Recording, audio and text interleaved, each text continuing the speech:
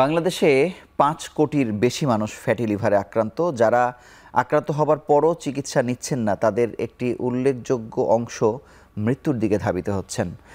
Beacon pharmaceuticals লিমিটেডের সৌজন্যে আরোগ্য নিকেতনের আজকের আলোচনার বিষয় ফ্যাটি লিভার প্রাণঘাতী কিনা। এ বিষয়ে কথা বলতে আমাদের সঙ্গে যুক্ত হয়েছেন একজন অতিথি। আমাদের সঙ্গে আছেন ডাক্তার মোহাম্মদ সাইফুল ইসলাম এলিন, সহকারী অধ্যাপক, হেপাটোলজি বিভাগ, বঙ্গবন্ধু শেখ মুজিব মেডিকেল বিশ্ববিদ্যালয়। আপনাকে অভিনন্দন আমাদের সঙ্গে যুক্ত হওয়ার জন্য। আপনাকেও ধন্যবাদ। আমি আপনার কাছে শুরুতেই জানতে চাই যে ফ্যাটি লিভার এবং শুধু লিভার, একজন সুস্থ মানুষের লিভার, এই দুটোর পার্থক্য আসলে কিভাবে বোঝা যায়, বা একটা সুস্থ লিভার আসলে কেমন, তার কাজ কি?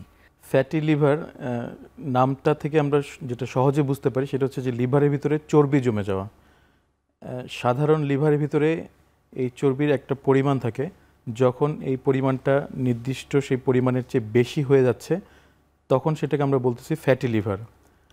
পার্থক্য বলতে এটা বাহির থেকে বোঝার তো কোনো উপায় নেই। যখন একটা মানুষ, বেশিরভাগ ক্ষেত্রে আমরা রুটিন চেক আপ করতে গেলে বেশিরভাগ ক্ষেত্রে আলট্রাসোনোগ্রাম করে এই পার্থক্যটা বোঝা যায় যে লিভারের, সাধারণ লিভারের তুলনায় আলট্রাসোনোগ্রামে দেখা যাচ্ছে যে লিভারটা অনেক ব্রাইট দেখা যাচ্ছে এবং কোনো কোনো ক্ষেত্রে লিভারটা বড় হয়ে যাচ্ছে। লিভারের যে আমাদের একটা নর্মাল রেঞ্জ রয়েছে তার চাইতে ফ্যাটি লিভারটা সাধারণত একটু বড় থাকে। তো এইসব দেখে আলট্রাসোনোগ্রামে সাধারণত প্রথম একজন মানুষ জানতে পারে যে ফ্যাটি লিভার রয়েছে। আচ্ছা, কিন্তু মানুষের এই যে লিভারের আকৃতি যে বেড়ে যাওয়া, এটা এমনি বোঝার কি কোনো উপায় আছে কিনা? হ্যাঁ, এমনি বোঝার উপায় আছে। অনেকে ফিল করে যে তার ডান পাশে, তার পেটের উপরের পাশটা ভার ভার লাগছে বা হাতে কোনো একটা চাকার মতো লাগছে যদি বেশি বড় হয়ে যায়।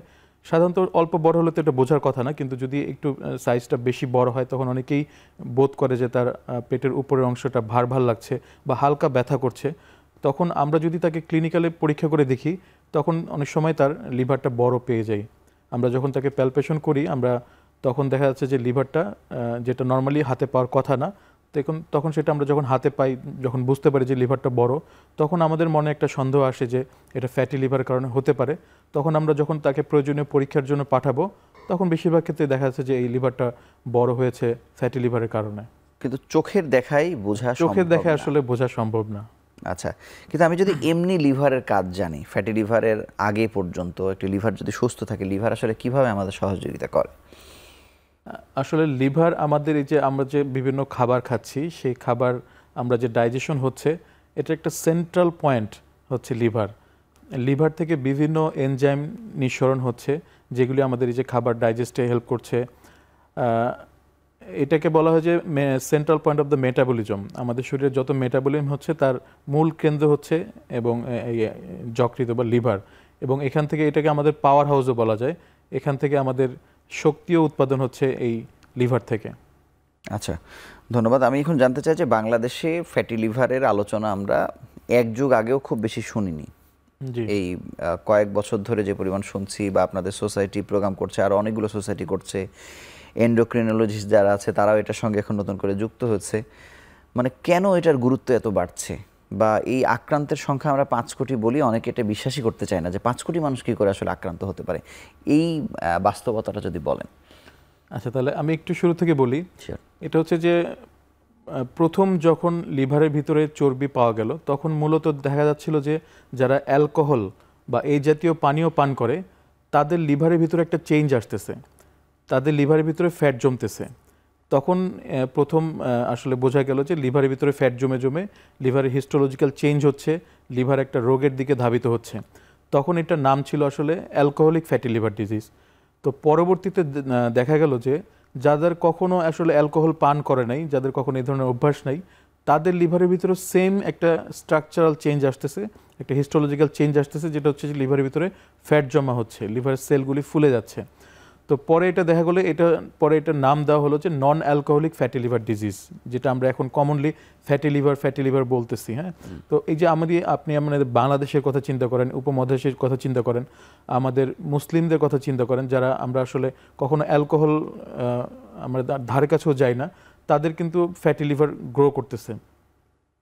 তো এইটাই হচ্ছে non alcoholic fatty liver disease. তো সারা বিশ্বের যদি আমি চিন্তা করি প্রায় 25% ফ্যাটি লিভার আক্রান্ত, প্রায় 1/4 মানুষ, সারা বিশ্বের 1/4 মানুষ ফ্যাটি লিভার আক্রান্ত। আর আপনি যদি এই উপমহাদেশের দিকে তাকান তাহলে এখানে প্রায় 13 থেকে 34% মানুষ ফ্যাটি লিভার আক্রান্ত, যার মধ্যে সর্বোচ্চ কিন্তু বাংলাদেশে এবং সর্বনিম্ন পাকিস্তানে। আর ওয়ার্ল্ডের ক্ষেত্রে সবচেয়ে বেশি পাওয়া যায় হচ্ছে মধ্যপ্রাচ্য এবং সাউথ আমেরিকায়, আর সর্বনিম্ন আফ্রিকায়। তো বাংলাদেশের যে ডাটা রয়েছে আমাদের কাছে, তাতে একটা গবেষণায় দেখা গেছে বাংলাদেশে প্রায় 33.64% ফ্যাটি লিভার আক্রান্ত, তার মানে হচ্ছে 1/3। তো আপনি বাংলাদেশের জনসংখ্যা এখন বর্তমানে কত আপনি চিন্তা করে দেখেন, তার 1/3 যদি হয় সেই হিসাবে আমরা ক্যালকুলেট করে দেখেছি প্রায় 5 কোটি মানুষের ফ্যাটি লিভার আক্রান্ত, এবং যার বেশিরভাগই মানুষ আসলে জানে না যে তার যে ফ্যাটি লিভার রয়েছে। মানে প্রতি 3 জনের, মানে 100 জনের কথা চিন্তা করেন যদি, 33% মানে প্রতি 3 জনের একজনই কিন্তু ফ্যাটি লিভার দ্বারা আক্রান্ত। কিন্তু এই যে এত মানুষ, হয়তো আপনিও আক্রান্ত হতে পারি, মানে এটা সংখ্যা এত বেশি, মানে খুব সহজে, মানে একেবারে কম টাকার পরীক্ষায় একেবারে গেলেই জানা যাবে, এরকম আসলে কি বাস্তবতা কি? এইটা জানার সবচেয়ে একদম সিম্পল উপায় হচ্ছে একটা লিভারের আলট্রাসোনোগ্রাম করা। লিভার আলট্রাসোনোগ্রামটাই হচ্ছে প্রথম পরীক্ষা যেটার মাধ্যমে আমরা ফ্যাটি লিভারটা জানতে পারি।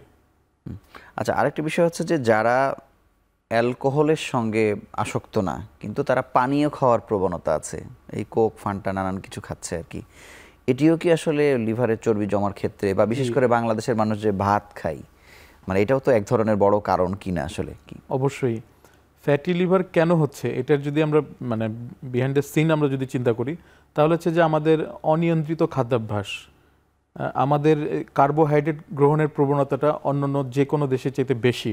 মানে এই যে আমরা ভাত বেশি খাচ্ছে, এবং সেডেন্টারি লাইফস্টাইল, মানে যে পরিমাণ পরিশ্রম আমাদের করার কথা সেই পরিমাণ পরিশ্রম আমরা করতে পারছি না, যে পরিমাণ আমরা খাদ্য গ্রহণ করছি সেই পরিমাণ ক্যালোরিটা আমরা খরচ করতে পারছি না। এবং আরেকটা কারণ হচ্ছে যে আপনি যে পানীয়ের কথা বললেন, যে সফট ড্রিঙ্কস যেগুলি আমরা সারা দেশে প্রচলিত, এগুলির মধ্যে তো প্রচুর চিনি থাকে বিশেষ করে। এই চিনি এবং কার্বোহাইড্রেট জাতীয় খাবার, এগুলি মূলত যে ফ্যাটি লিভারের জন্য দায়ী। আচ্ছা, আমরা অনুষ্ঠানের নামই দিয়েছি আজকের বিষয়ে যে প্রাণঘাতী কিনা, এটা আসলে প্রাণঘাতী কিনা? অবশ্যই প্রাণঘাতী। আপনি যদি প্রাণঘাতী কথা চিন্তা করেন, মানে কি, যেটার কারণে আপনার জীবন নাশ হওয়ার সম্ভাবনা রয়েছে। আপনি যদি ফ্যাটি লিভারের কনসিকুয়েন্সগুলি চিন্তা করেন, ফ্যাটি লিভার থেকে আস্তে আস্তে এটা একটা পর্যায়ে যে যদি আপনি নিয়ন্ত্রণ না করেন, তাহলে একটা পর্যায়ে যে এখান থেকে লিভার সিরোসিস তৈরি হবে। লিভার সিরোসিস মানে হচ্ছে লিভারের একটা ইরিভার্সিবল ড্যামেজ, মানে যখন আপনি লিভার সিরোসিসের স্টেজে চলে গেলেন সেখান থেকে কিন্তু আর রিভার্স করার সুযোগ থাকে না। এবং এই সিরোসিসের বেশ কিছু জটিলতা রয়েছে। যখন লিভার সিরোসিস ডেভেলপ করে সেখান থেকে রোগীর পেটে পানি আসতে পারে, রোগীর রক্তবমি হতে পারে, রোগী যে কোনো সময় অজ্ঞান হয়ে যেতে পারে, এবং ফাইনালি লিভার সিরোসিস থেকে আপনার লিভার ক্যান্সার হতে পারে। তো আমরা যে বলতেছি যে লিভার সিরোসিসটাই হচ্ছে ইরিভার্সিবল, মানে সেখান থেকে ফিরে আসার সুযোগ থাকতেছে না, এবং আলটিমেটলি সিরোসিস থেকে এই কনসিকুয়েন্স বা জটিলতাগুলি একটার পর একটা ডেভেলপ করতেই থাকবে, এবং কোনো জটিলতা ছাড়াই। এবং ফ্যাটি লিভারের ক্ষেত্রে যেটা বলা হয় যে আপনার সিরোসিস না হয়েও সরাসরি ফ্যাটি লিভার থেকে লিভার ক্যান্সার পর্যন্ত হয়ে যেতে পারে। সুতরাং যখন আপনি লিভার ক্যান্সারে আক্রান্ত হচ্ছেন, অবশ্যই সেটা আপনার প্রাণনাশ করছে। আচ্ছা, এখন এই যে একটি সাধারণ লিভার থেকে ফ্যাটি লিভার হয়ে লিভার সিরোসিস পর্যন্ত যাওয়া বা ক্যান্সার পর্যন্ত যাওয়া, একটা মানুষ গড়ে কেমন সময় পায় আসলে? এটা 15 থেকে 20 বছরের মতো সময় লাগতে পারে। এতদিন, কারণ এটা তো দীর্ঘমেয়াদী। এর মধ্যেও মানুষ জানতে পারে না বা জানতে চায় না। মানে অনেকে তো আসলে ফ্যাটি লিভার তো সুনির্দিষ্ট কোনো লক্ষণ নাই। আপনি একটা সাধারণ মানুষ, একদম খুব স্বাভাবিক আছেন, আপনার কোনো সমস্যা নেই, তারপর কিন্তু পরীক্ষা করে আপনার ফ্যাটি লিভার পাওয়া যেতে পারে। যেহেতু আপনার কোনো সমস্যা নাই, আপনি কোনো অসুবিধা বোধ করছেন না, আপনি কেন ডাক্তারের কাছে যাবেন? বেশিরভাগ ক্ষেত্রে কি হয়, মানুষ যখন কোনো অসুবিধা বোধ করে, কোনো কষ্ট বোধ করে, তখনই তো ডাক্তারের কাছে যায়। তো আপনি কোনো অসুবিধা নাই, কোনো লক্ষণ নাই, যার কারণে বেশিরভাগ মানুষ এটা সম্বন্ধে আসলে সচেতন না। আমরা চেষ্টা করছি সচেতনতা বাড়ানোর জন্য। মানুষের এখানে অসুবিধা আমার কাছে মনে হয় যে এক ধরনের মানুষ মনে করে ডাক্তারের কাছে গেলেই তো আমার 1000 টাকা চলে যাবে, কিন্তু উনিও একটা লিভারের একজন চিকিৎসককে 10 টাকা টিকিট কেটেও কিন্তু পার্শ্ববর্তী একটি হাসপাতালে দেখাতে পারেন, সেটি তার মাথায় আসলে থাকে না, আমার ব্যক্তিগত মতামত।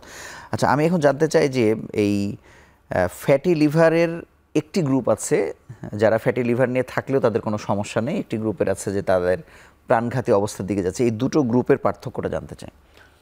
আচ্ছা, ফ্যাটি লিভার থেকে আমরা এটাকে দুইটা ভাগে ভাগ করতে পারি। একটা হচ্ছে যে সিম্পল ফ্যাটি লিভার, মানে যাদের লিভারে ফ্যাট জমেছে কিন্তু লিভারে কোনো প্রদাহ তৈরি হয়নি, কোনো ইনফ্লামেশন হয়নি।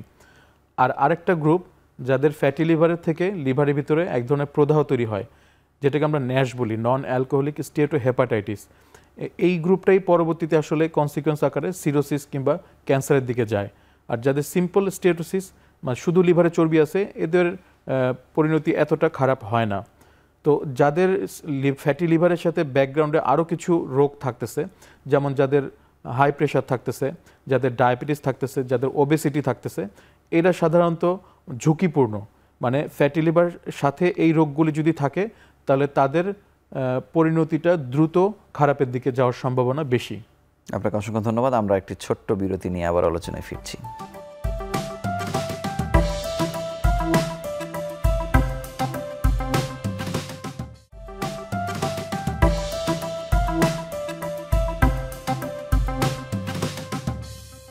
ডাক্তার এলিন, আপনার কাছে জানবো যে এই দুই গ্রুপকেই কি আসলে আপনারা চিকিৎসা দেন যদি রোগ নির্ণয় হয়? হ্যাঁ, অবশ্যই দুই গ্রুপকেই চিকিৎসার মধ্যে নিয়ে আসতে হবে। কারণ যাদের সিম্পল ফ্যাটি লিভার, এরা যে পরবর্তীতে ঝুঁকির মধ্যে যাবে না এমন তো কোনো কথা নেই। এরাও যে কোনো সময় এদের ডায়াবেটিস আক্রান্ত হতে পারে, এদের পরবর্তীতে হাই প্রেশার আক্রান্ত হতে পারে, অথবা যদি অনিয়ন্ত্রিত জীবনযাপন লিড করে সেক্ষেত্রে এদের ওবেজ হওয়ার সম্ভাবনা থাকে। সুতরাং ফ্যাটি লিভার সেটা সিম্পলি হোক আর ন্যাশ হোক, অবশ্যই তাদেরকে প্রাথমিকভাবে চিকিৎসার আওতায় নিয়ে আসা উচিত। চিকিৎসা বলতেই যে শুধু ওষুধ, ব্যাপারটা কিন্তু সেরকম না। ফ্যাটি লিভারের চিকিৎসার মধ্যে অন্যতম হচ্ছে লাইফস্টাইল চেঞ্জ, যেটার জন্য আপনার আসলে কোনো টাকা পয়সা খরচ করতে হবে না, শুধু আপনার সচেতনতাটা জরুরি। এই যে সচেতনার মধ্যে আপনাকে আমি উদ্বুদ্ধ করলাম, এটাও কিন্তু একটা চিকিৎসার পার্ট। চিকিৎসা মানে এমন না যে আপনাকে আমি ওষুধ লিখে দিব, আপনি ওষুধ খেতে থাকবেন, ব্যাপারটা সেরকম না। তাহলে লাইফস্টাইল মডিফিকেশনের রোল কত বেশি এখানে, আর ওষুধের রোল কতটুকু? এখানে ওষুধের রোল খুবই কম। ওষুধের রোল খুবই কম।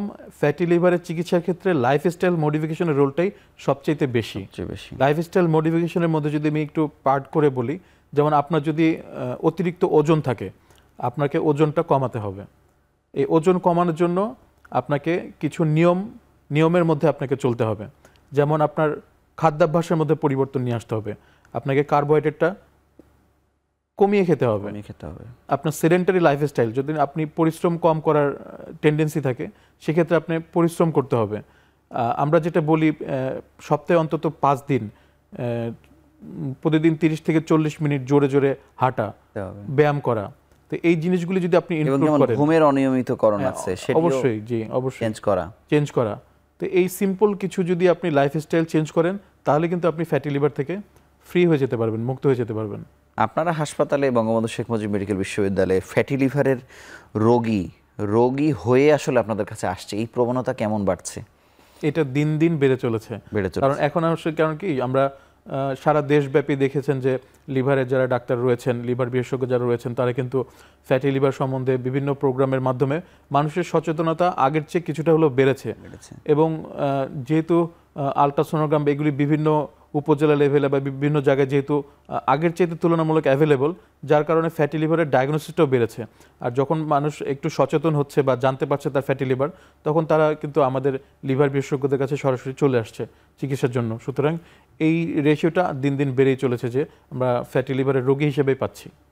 লিভার সিরোসিস হওয়ার ক্ষেত্রে hepatitis B, C, fatty liver, এই তিনটি মূলত দায়ী আমরা জানি। ফ্যাটি লিভার হয়ে লিভার বিকল হচ্ছে, মানে এই পরিসংখ্যানটা আসলে কেমন? আপনাদের কাছে এমন কোনো তথ্য আছে কি?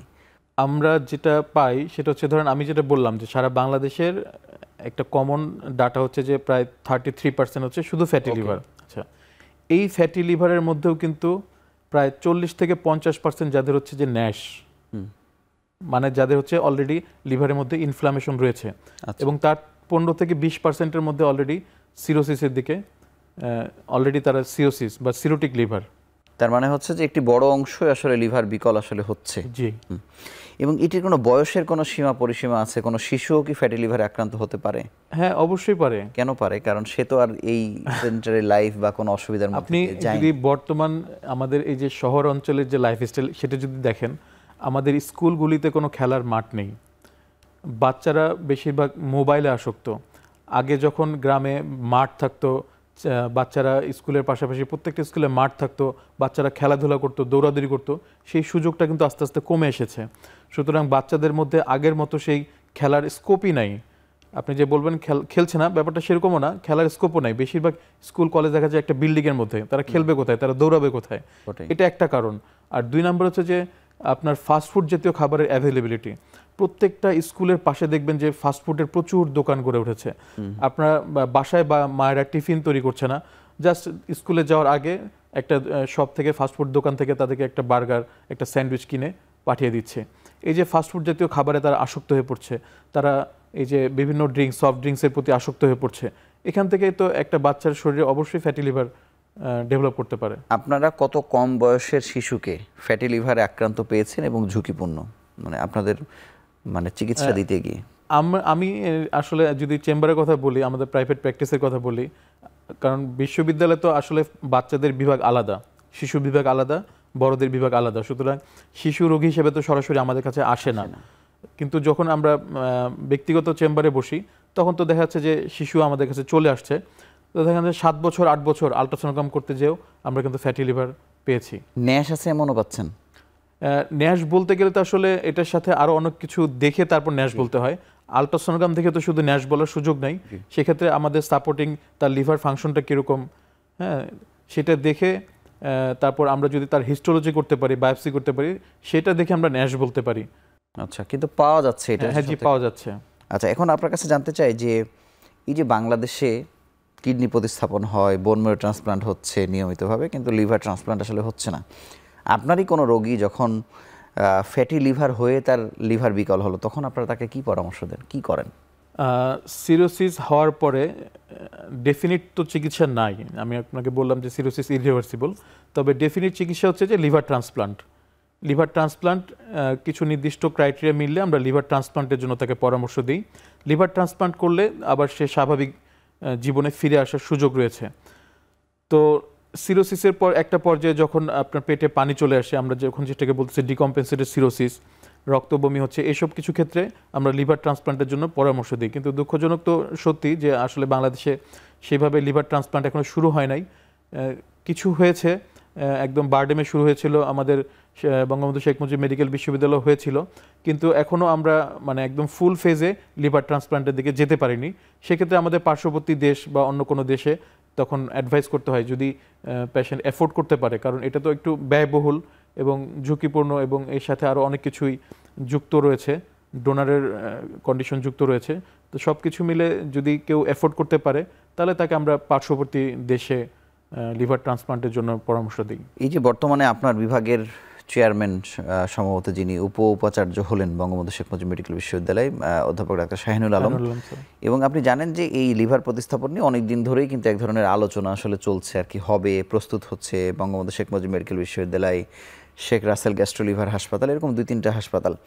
তো এখন কি আপনার মনে হয় যে স্যার যেহেতু দায়িত্বে এসেছেন, এটি আসলে হতে পারে বা এটি নিয়ে আলোচনা গড়াতে পারে? হ্যাঁ, অবশ্যই হতে পারে, কারণ অধ্যাপক শাহিনুল আলম স্যারের আমরা যখন ডিপার্টমেন্টে ছিলাম আরও আজ থেকে 5 থেকে 10 বছর আগেও, তখনও আমরা এটা নিয়েই কথা বলতাম যে আমাদের দেশে লিভার ট্রান্সপ্লান্টটা চালু করা উচিত। কিন্তু আসলে সব মিলে বা প্রশাসনিক কিছু জটিলতার কারণে হোক, আমরা আসলে এটা শুরু করতে পারিনি। তো আসার কথা হচ্ছে যে আমাদের চেয়ারম্যান স্যার অধ্যাপক শাহিনুল আলম স্যার দায়িত্ব নেওয়ার পরে, এবং উনি যেহেতু একই সাথে প্রভিসি একাডেমিক হয়েছেন, উনি এটা জোরে সোরেই গুরুত্ব সহকারে বিবেচনা করছেন যে বাংলাদেশের, কারণ একটা বিপুল সংখ্যক রোগী বাংলাদেশে লিভার সিরোসিসে আক্রান্ত, যাদের একটা অংশের অবশ্যই লিভার ট্রান্সপ্লান্ট করলে তারা স্বাভাবিক জীবনে ফিরে আসতে পারে। সুতরাং এটা গুরুত্ব দিয়ে বিবেচনা করা হচ্ছে এবং আশা করা যায় খুব শীঘ্রই আমরা বাংলাদেশে বেশ কয়েকটা সেন্টারে এই লিভার ট্রান্সপ্লান্টটা শুরু করতে পারবো। এই যে এই লিভার, ফ্যাটি লিভারের সাথে এন্ডোক্রিনোলজিস্ট বা হেপাটোলজিস্টদের সঙ্গে গ্যাস্ট্রোএন্টারোলজিস্ট, যে এতগুলো শাখা কাজ করে, আসলে কার কি কাজ আসলে, নাকি সবাই একই রকম চিকিৎসা দিচ্ছে? সবাই ঠিক একই রকম না, কারণ হচ্ছে কি যে আমি যে বললাম ফ্যাটি লিভারের সাথে আরও কিছু রোগ ওতপ্রোতভাবে জড়িত, তার মধ্যে অন্যতম রয়েছে একটা হচ্ছে ওবেসিটি, আর একটা হচ্ছে ডায়াবেটিস। তো ডায়াবেটিসের রোগী তো সাধারণত আমাদের কাছে প্রথম আসবে না, সে প্রথমে যাবে হচ্ছে এন্ডোক্রাইনোলজিস্টের কাছে, হরমোন বিশেষজ্ঞের কাছে। তো যখন ডায়াবেটিস সে ট্রিটমেন্ট করছে তখন কিন্তু সে পরীক্ষা নিরীক্ষায় তার খুব কমন যে ফ্যাটি লিভার ধরা পড়ছে। এবং ওবেসিটি ম্যানেজমেন্টের জন্য এন্ডোক্রাইনোলজিস্টদের রোল রয়েছে। আবার গ্যাস্ট্রোএন্টারোলজিস্টের কাছে যায় যখন ফ্যাটি লিভারের কারণে তার খাবারের হজমের সমস্যা হচ্ছে বা তার পেটে কোনো সমস্যা হচ্ছে, তারা প্রথমে গ্যাস্ট্রোএন্টারোলজির কাছে যেতে পারে এবং তারা সেখান থেকেও লিভারে চর্বি যখন ডায়াগনোসিস হয় তখন দেখা যাচ্ছে যে আমাদের কাছে চলে আসে।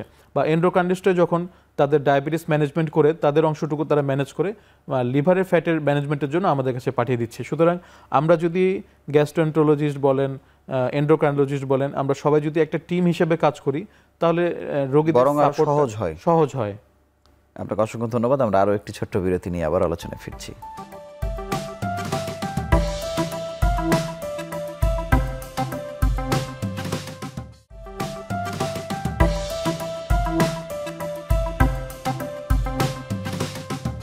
ডাক্তার এলিনা, আপনার কাছে জানবো যে ডায়াবেটিসের সঙ্গে তো আসলে সব কিছুরই সম্পর্ক। ডায়াবেটিস এই ফ্যাটি লিভারকে কত বেশি জটিল করে তুলছে? ডায়াবেটিস আসলে আমাদের শরীরের প্রত্যেকটা অঙ্গের জন্যই ঝুঁকিপূর্ণ, মানে যাদের অনিয়ন্ত্রিত ডায়াবেটিস রয়েছে। এবং ডায়াবেটিসের সাথে এই যে ইনসুলিনের কারণে ইনসুলিন রেজিস্ট্যান্স ডেভেলপ করে, সেই ইনসুলিন রেজিস্ট্যান্সের কারণে ফ্যাটি লিভার ডেভেলপ হয়। হ্যাঁ, এটার বেশ কিছু গবেষণা রয়েছে যে ইনসুলিন রেজিস্ট্যান্স থেকে ফ্যাটি লিভার ডেভেলপ হচ্ছে। সুতরাং এই ডায়াবেটিস যাদের থাকে তাদের ক্ষেত্রে ফ্যাটি লিভারটা আরও বেশি ঝুঁকিপূর্ণ। একজন সাধারণ মানুষ যার ডায়াবেটিস নাই তার চাইতে যাদের ডায়াবেটিস রয়েছে তাদের ফ্যাটি লিভারটা আরও বেশি ঝুঁকিপূর্ণ এবং মোর কমপ্লিকেটেড। যদি আমরা ডায়াবেটিসকে আমরা এই যে ফ্যাটি লিভারের যে চিকিৎসাগুলি দিচ্ছি তার মধ্যে কিন্তু প্রধান আমরা কয়েকটা জিনিস মেনটেন করতে বলি যে আপনার ডায়াবেটিসকে সবসময় নিয়ন্ত্রণে রাখতে হবে। আপনার হাই প্রেশার থাকলে আপনাকে এটা একদম ফুল কন্ট্রোলে রাখতে হবে, আপনার ওজন কমাতে হবে। এই কয়েকটা জিনিস, আপনার রক্তে যদি চর্বির পরিমাণ বেশি থাকে সেগুলিকে নিয়ন্ত্রণ করতে হবে। সুতরাং ডায়াবেটিস কন্ট্রোল না করে আমরা কিন্তু ফ্যাটি লিভারের পূর্ণাঙ্গ চিকিৎসা করতে পারবো না। উচ্চ রক্তচাপের ক্ষেত্রেও অনেকটা তাই। আচ্ছা, এখন যারা আক্রান্ত হয়ে গেছে বা প্রাথমিক অবস্থায় যারা জানতে পারেনি তাদের ক্ষেত্রে আপনারা হাসপাতালে যাদের ভর্তি হতে হয় তাদেরকে আপনারা কি চিকিৎসা আসলে দিয়ে থাকেন? ফ্যাটি লিভার থেকে নর্মাল যাদের ফ্যাটি লিভার তারা কিন্তু সাধারণত হাসপাতালে ভর্তি হওয়ার কোনো প্রয়োজন হয় না। যখন ফ্যাটি লিভার থেকে জটিলতাগুলি শুরু হয়, যখন সে সিরোসিস ডেভেলপ করতেছে এবং সেই সিরোসিসের কিছু জটিলতা চলে আসছে, তখনই সাধারণত আমরা হাসপাতালে ভর্তি করি। সুতরাং সিরোসিস সেটা যেই মাধ্যমেই হোক, সেটা হেপাটাইটিস ভাইরাস দিয়ে হোক, বি ভাইরাস দিয়ে হোক, সি ভাইরাস দিয়ে হোক, আর ফ্যাটি লিভার দিয়ে হোক, সিরোসিস হয়ে যাওয়ার পরের চিকিৎসাটা আসলে মোটামুটি কমন। কারণ তখন আমাদের জটিলতাগুলিকে নিয়ন্ত্রণ করতে হয়। যখন তার পেটে পানি থাকলে তার পানিটাকে নিয়ন্ত্রণ করতে হয়। তার যদি রক্তবমি হওয়ার টেন্ডেন্সি থাকে তাহলে সেটা আমাদেরকে এন্ডোস্কোপি করে দেখে তার সেটা ম্যানেজমেন্ট দিতে হয়। তাকে আমাদেরকে স্ক্রিনিং করতে হয় যে তার ক্যান্সার ডেভেলপ করছে কি না। আর যদি ক্যান্সার হয়ে থাকে তখন আমরা ক্যান্সার ম্যানেজমেন্টের জন্য সেই নির্দিষ্ট চিকিৎসায় চলে যাই। সুতরাং হাসপাতালে যে রোগীগুলি ভর্তি হচ্ছে তখন আসলে তো বেশিরভাগই আমি বললাম যে সিরোসিস নিয়েই ভর্তি হচ্ছে। তাছাড়া নর্মাল ফ্যাটি লিভার নিয়ে কিন্তু আমাদের সাধারণত আমরা ভর্তির প্রয়োজন হয় না, সেটা আমরা আউটডোর বেসিসে বা বাসায় রেখে তাকে সুনির্দিষ্ট কিছু ওষুধ, অল্প কিছু ওষুধ বা নিয়মকানুন বললেই সেটা চিকিৎসা সম্ভব।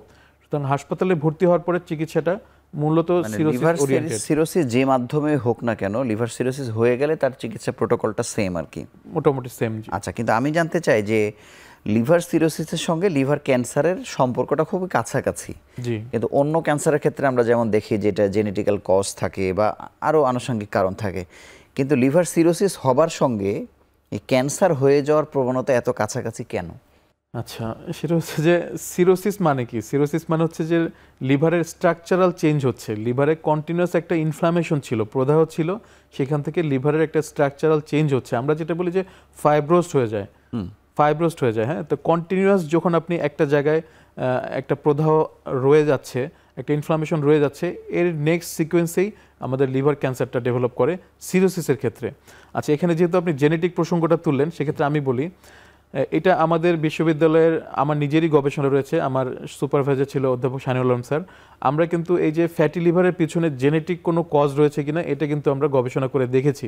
আচ্ছা, কারণ কি, আপনি দেখলেন যে একটা ফ্যামিলিতে বাবা বা মার ফ্যাটি লিভার রয়েছে এবং সেখান থেকে তার সিরোসিস রয়েছে, সেক্ষেত্রে তার যে অফস্প্রিং যারা আছে, তার যে সন্তান রয়েছে, তার যে নাতি নাতনি রয়েছে, তাদের মধ্যে ঝুঁকি আছে কিনা, সেটা এটার জন্য পিছনে কোনো জেনেটিক কজ রয়েছে কিনা, এটা কিন্তু আমরা গবেষণা করে দেখেছি। এবং এখানে বেশ কিছু জিন রয়েছে, তার মধ্যে অন্যতম একটা হচ্ছে PNPLA3 জিন। এই জেনেটিক মিউটেশনটা কিন্তু এই যে ফ্যাটি লিভারের জন্য দায়ী। ধরেন আপনি আমরা যেটা বলি যে যারা ওবেজ, যাদের অতিরিক্ত ওজন, তাদের কমনলি আমরা বলতেছি যে ফ্যাটি লিভার হওয়ার চান্স রয়েছে। কিন্তু আপনি যদি বিপরীতে চিন্তা করেন যে যাদের অতিরিক্ত ওজন নেই, একজন স্বাভাবিক মানুষ, হ্যাঁ, বা একটু যাদের স্বাস্থ্য স্বাভাবিক বা চিকন আমরা বলি, তাদেরও কিন্তু ফ্যাটি লিভার সম্ভাবনা রয়েছে, যেটা আমরা বলি লিন ন্যাশ, যে তার ওজন ঠিক আছে, তার শরীরের গঠন স্বাভাবিক, কিন্তু তারপরেও তার ফ্যাটি লিভার হচ্ছে। তাহলে এর পিছনে কারণটা কি?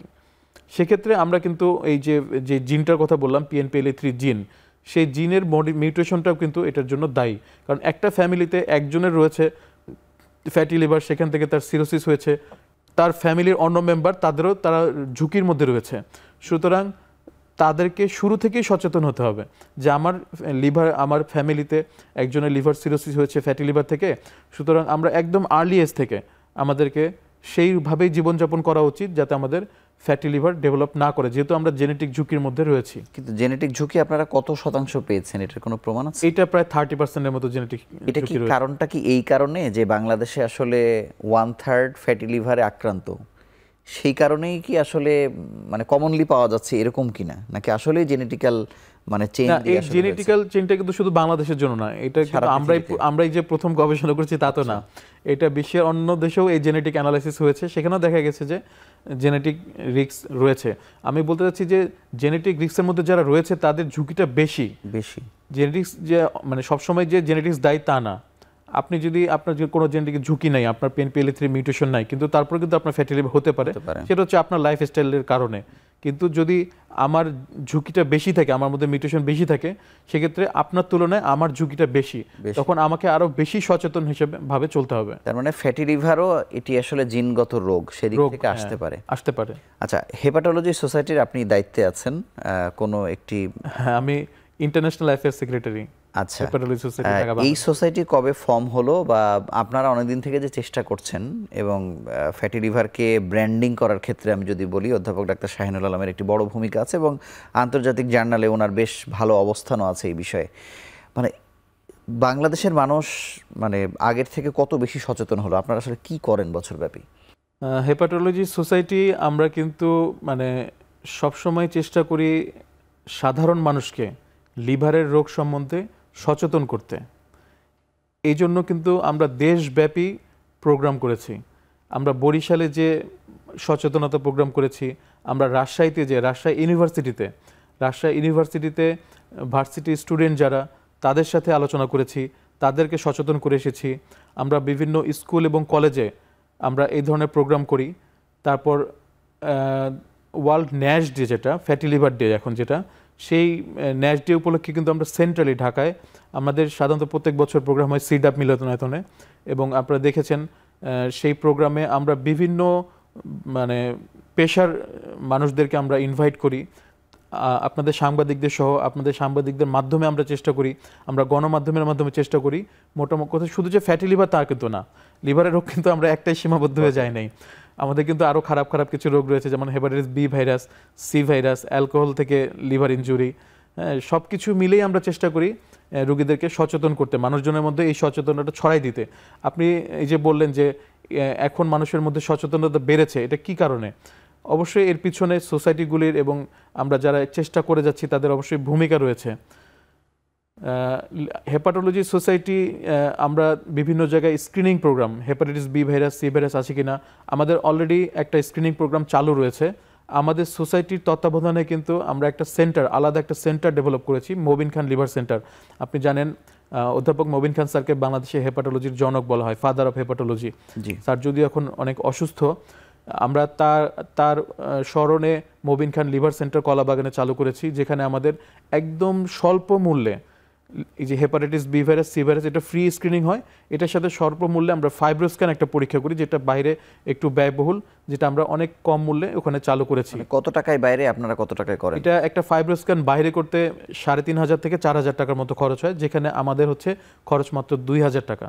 এবং এটার সাথে আমরা বি ভাইরাস এবং সি ভাইরাসটা আমরা ফ্রি স্ক্রিনিং করিয়ে দিচ্ছি। আচ্ছা, ফাইব্রোস্ক্যানটা হচ্ছে আপনার এই যে ফ্যাটি লিভার চিকিৎসায় এবং সিরোসিস হয়েছে কিনা এটা দেখার জন্য খুবই গুরুত্বপূর্ণ, মানে একটা নন ইনভেসিভ টেস্ট।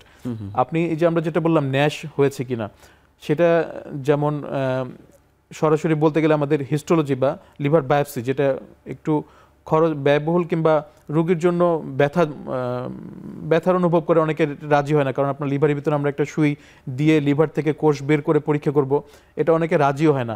আর এটা হচ্ছে একটা নন ইনভেসিভ টেস্ট, আল্ট্রাসাউন্ডের মতো সিম্পল। আপনি খালি পেটে গেলে ওই মেশিনের সাহায্যে আমরা দেখতে পারবো যে আপনার লিভারের ভিতরে কত % ফ্যাট রয়েছে এবং লিভারে কোনো চেঞ্জ আসছে কিনা, আপনার লিভারে সিরোসিসের দিকে যাচ্ছে কিনা, আপনার লিভারের ভিতরে ফাইব্রোসিস ডেভেলপ করছে কিনা, এটা আমরা ফাইব্রোস্ক্যানের মাধ্যমে জানতে পারি। এই যে সেন্টারের কথা আমরা আপনাদের যখন প্রতি বছর প্রোগ্রাম হয় তখন একটু বেশি শুনি, আপনারা তো সম্ভবত রোগীও দেখেন, মানে কিভাবে দেখেন, কত রোগী দেখেছেন, সেখানে খরচ বরচ বা কেমন নেন? এটা আসলে আমাদের 1 বছর এখনো হয় নাই। ওখানে আমাদের মেডিকেল অফিসার রয়েছেন প্রতিদিন, যারা বিনামূল্যে রোগী দেখেন। আর লিভার বিশেষজ্ঞরা প্রতিদিন একটা নির্দিষ্ট সময়ে যায়, একদম স্বল্প মূল্যে আমরা লিভার বিশেষজ্ঞরা ওখানে চিকিৎসা দিয়ে যাচ্ছি। আচ্ছা, আপনাকে অসংখ্য ধন্যবাদ। আমরা আরও একটি ছোট্ট বিরতি নিয়ে আবার আলোচনায় ফিরছি।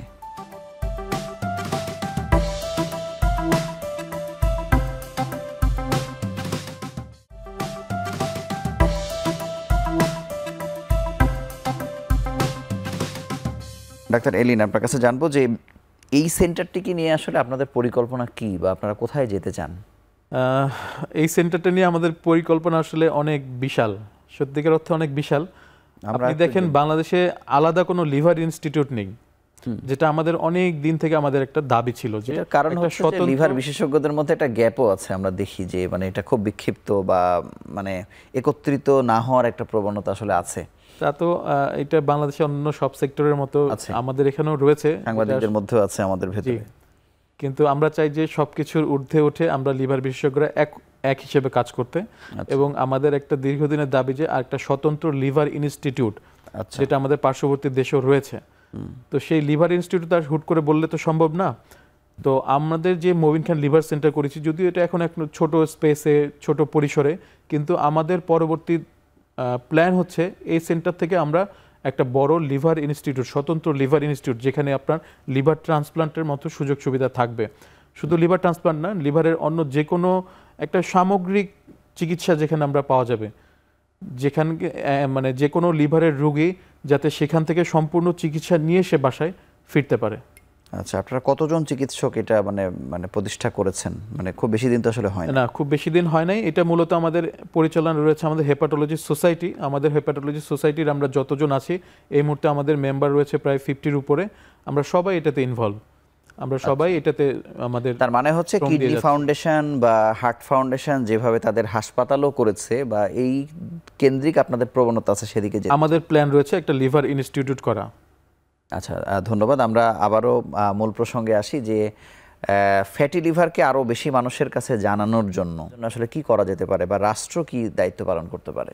কিছুদিন আগে শেষ যে ফ্যাটি লিভারের আমরা প্রোগ্রাম করলাম, সেখানে কিন্তু আমরা একটা সামগ্রিক ভয়াবহ চিত্র দেখিয়েছি যে ফ্যাটি লিভারের পিছনে রাষ্ট্রের কত খরচ হচ্ছে। আমি এক্সাক্ট ফিগারটা আসলে এই মুহূর্তে বলতে পারছি না, এটা বোধহয় 5,000 কোটি টাকা এরকম। হ্যাঁ, মানে এটা আমাদের যে টোটাল স্বাস্থ্য খাতের বাজেট তার দ্বিগুণেরও বেশি। আচ্ছা, শুধু লিভারের কারণে। তো রাষ্ট্রের এখানে একটা বিশাল ভূমিকা রয়েছে। আমরা যদি সেই খরচটাকে বাঁচাতে চাই, আমরা যদি শুরুতেই ফ্যাটি লিভারটাকে কন্ট্রোল করতে পারি, তাহলে কিন্তু পরবর্তী ধাপের যে খরচগুলি, মানে লিভার সিরোসিস হয়ে যাওয়ার পরে যে খরচগুলি, সেখান থেকে কিন্তু আমরা বের হয়ে আসতে পারতেছি।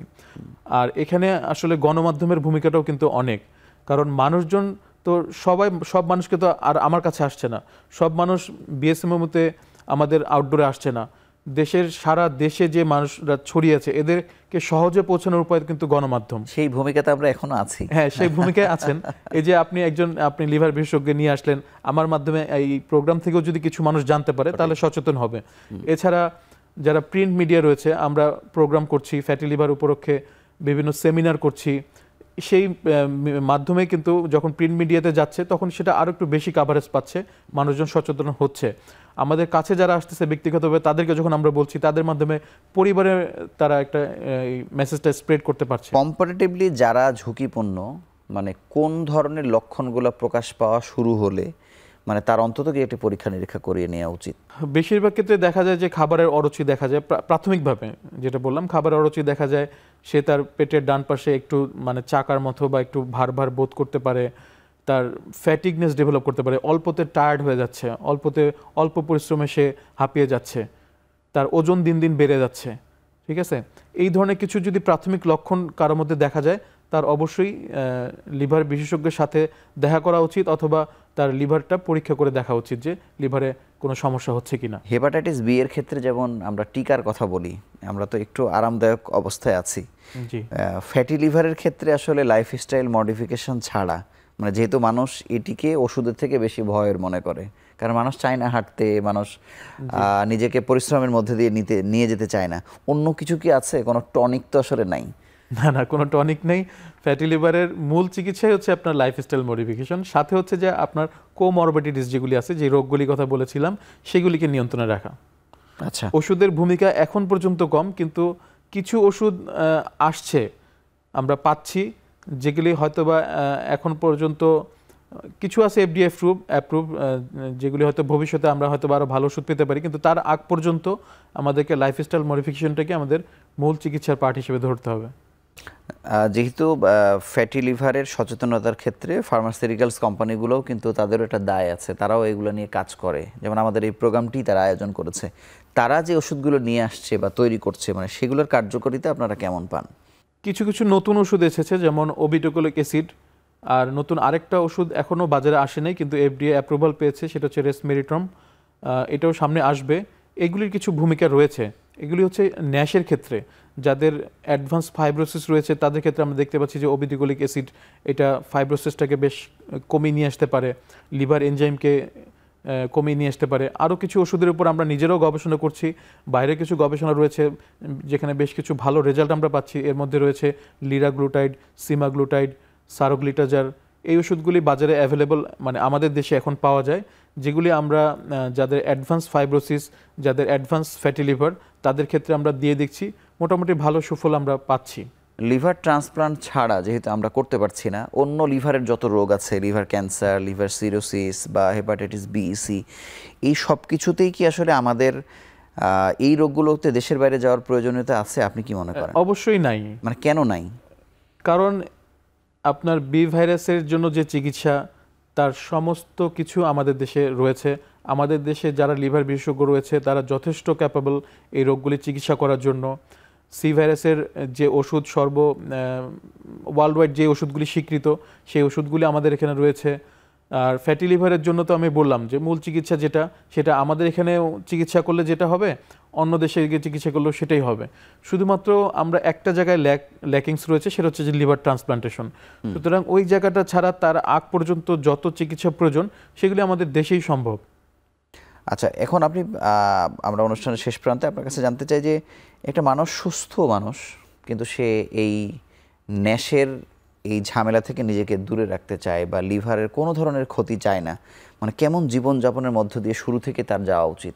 আচ্ছা, এখন লিভারের জন্য যেই ক্ষতিকর কারণগুলি, তার মধ্যে তো বি ভাইরাস, সি ভাইরাস তো অন্যতম। হ্যাঁ, আর সাথে আমরা ফ্যাটি লিভারকে বলছি। তো বি ভাইরাসের তো একটা আমাদের যে ইপিআই শিডিউল রয়েছে, তার মধ্যে তো বি ভাইরাসের ভ্যাকসিন অলরেডি পেয়ে যাচ্ছে। তো সেক্ষেত্রে আমরা বলতে পারি যে আমরা বি ভাইরাস থেকে আশা করি যে 2030-এর মধ্যে আমরা মুক্ত হয়ে যাব, এটা আমাদের একটা টার্গেট। তো সি ভাইরাসের কোনো ভ্যাকসিন নেই। সি ভাইরাস আপনাকে বিশেষ কিছু ক্ষেত্রে, আর সি ভাইরাসের প্রিভ্যালেন্সটা বাংলাদেশে খুব কম, মাত্র 1%। সুতরাং এখান থেকে যেভাবে ছড়ায় সেই জিনিসগুলো থেকে অ্যাভয়েড করলে চলবে। বাকি থাকলো আপনাদের ফ্যাটি লিভার। তো ফ্যাটি লিভার তো আমি বললাম যে একদম শিশুদের থেকে, বাচ্চাদের থেকে শুরু করে ডেভেলপ করতে পারে। সুতরাং একদম ছোট থেকে বা আমরা যেই বয়সের মধ্যে রয়েছি, এখান থেকে যদি আমরা একটা নিয়ন্ত্রিত জীবনযাপন লিড করি, হেলদি জীবনযাপন লিড করি, যেমন আমাদের পরিমিত খাদ্যাভ্যাস, হ্যাঁ, আমাদের রেগুলার আমাদের একটা পরিশ্রমের মধ্যে থাকা, রেগুলার ব্যায়ামের মধ্যে থাকা, আমাদের ওজনকে নিয়ন্ত্রণ করা। আমরা যদি এই যে জাঙ্ক ফুড যেগুলি, সফট ড্রিঙ্কস এগুলি যদি অ্যাভয়েড করি, রেগুলার আমরা একটা এক্সারসাইজের মধ্যে থাকি, তাহলে এই ফ্যাটি লিভার থেকে আমাদের মুক্ত থাকা সম্ভব। এই যে ওবেসিটি যে একটি রোগ হিসেবে ঘোষণা করেছে WHO, মানে এই ওবেসিটি নিয়ে তো আর কেউ জন্মগ্রহণ করছে না। তাহলে আমাদের কোন ভুলগুলোর কারণে আসলে আমরা এই ওবেসিটির দিকে যাচ্ছি, এবং এই ওবেসিটি তো আমাকে আসলে ন্যাশ বা ফ্যাটি লিভারের দিকে নিয়ে যাচ্ছে। মানে এই ওবেসিটির বিরুদ্ধে যুদ্ধ ঘোষণা কেন করতে পারছি না? মানে এটি কি অনেক কঠিন কিনা? না, কঠিন কিনা, এই যে আপনি বললেন যে আমাদের মানুষদের মধ্যে সচেতনতার পাশাপাশি কিছু ল্যাকিংস রয়েছে, যে আমরা সহজে হাঁটতে চাই না। আপনি দেখেন বাংলাদেশে ঢাকা শহরের কথা চিন্তা করেন, আমরা এখান থেকে এখানে যাওয়ার জন্যই রিক্সা ব্যবহার করছি, যে একটা ট্রান্সপোর্ট ব্যবহার করছি। অথচ যদি এইটুক জায়গা আমরা যদি হেঁটে যেতাম, আমাদের কিছু ক্যালোরি বার্ন হইতো। তারপর আমরা বিশ্বে কিন্তু এত সহজেই রিক্সা ঘরের কাছে গাড়ি নাই, কিন্তু আমরা কিন্তু বাইরে গিয়ে দেখেছি লম্বা পথ আমাদেরকে হেঁটে এক জায়গা থেকে আরেক জায়গায় যেতে হচ্ছে। বঙ্গবন্ধু শেখ মুজিব মেডিকেল বিশ্ববিদ্যালয়ে অনেকগুলো পরিকল্পনা হাতে নিয়েছে। আমরা শুনছি যে তারা একটা 100 দিনের কর্মপরিকল্পনা নিচ্ছে আর কি, নানা ধরনের পরিবর্তন, ডিজিটালাইজেশন সহ অনেক কিছু, হয়তো আপনি কিছু জানেন। মানে এই পরিবর্তনের গুলোর মধ্যে এমন কোনো পরিবর্তন কি আছে যেগুলো আসলে এই লিভার রোগীদের ক্ষেত্রেও এক ধরনের সুবিধা আনবে, মানে চিকিৎসা সেবা দেওয়ার ক্ষেত্রে আপনি কিছু জানেন কিনা? ওভারঅল সুবিধা তো আসবেই, যেমন আমাদের বহির্বিভাগে যারা চিকিৎসা নিতে আসতেছে তারা যাতে আরও বেটার সার্ভিস পায়, তারা যাতে সমস্ত পরীক্ষা নিরীক্ষা আমাদের এক ছাদের নিচে হয়, এই সুবিধাগুলি যখন পাবে তখন আরও বেশি বেশি মানে আমরা রোগীদেরকে ভালো সার্ভিস দিতে পারবো, বা আরও বেশি রোগী আমাদের কাছে আসলে আমরা রিচ করতে পারবো, তাদেরকে চিকিৎসার আওতায় নিয়ে আসতে পারবো। আর ভবিষ্যৎ যেটা বললেন যে বিশ্ববিদ্যালয়ে যদি লিভার ট্রান্সপ্লান্ট চালু হয়, তাহলে তো আমাদের একটা বেশি মানে মাস অংশকে আর দেশের বাইরে যেতে হবে না। আপনাকে অসংখ্য ধন্যবাদ আমাদের সঙ্গে যুক্ত হওয়ার জন্য, এবং আবারও আন্তরিকভাবে অভিনন্দন জানাচ্ছি। আপনাকেও ধন্যবাদ। ফ্যাটি লিভার শুনতে খুব সহজ মনে হলেও এটি কিন্তু মানুষকে মৃত্যুর দ্বার প্রান্তে দাঁড় করিয়ে দেয়।